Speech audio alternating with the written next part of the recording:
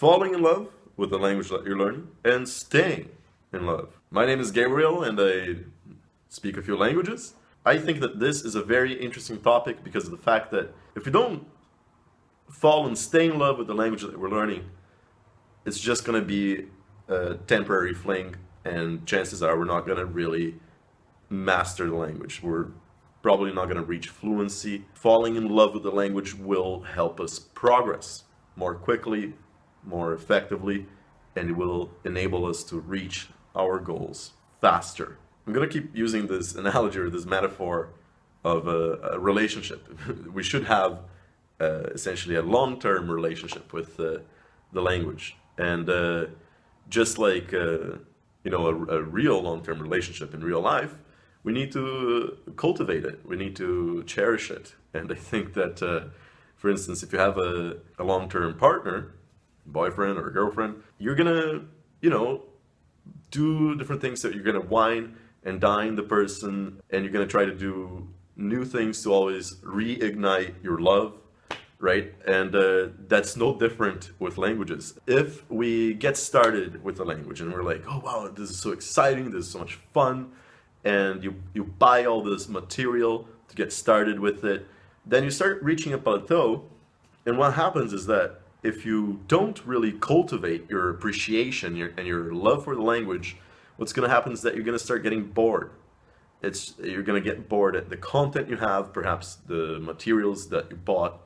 You're going to start getting bored at the language itself. You're going to be like, oh wow, like I really enjoyed learning it at the beginning, but now it's kind of like, I don't have the same level of excitement to pick up the book and do the exercises. And I think it's natural to, when the novelty wears off of the language that we're learning, it's really important to just reignite that passion, looking for new content, fresh new content that really excites us, that really interests us in that language. I'll give a couple of silly examples. For instance, let's say that you're a sports fan and you're learning French, and let's say that you really love soccer.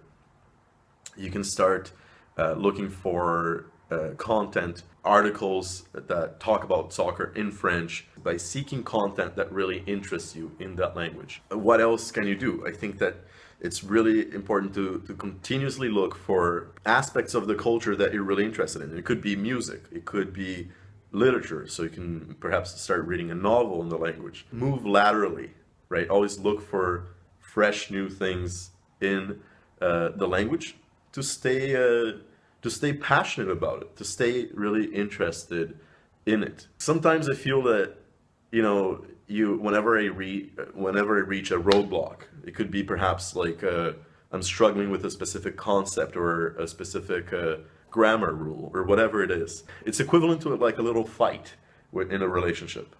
It's kind of like they had a fight and you're just like, oh God, you're not having that much fun with the language at that time.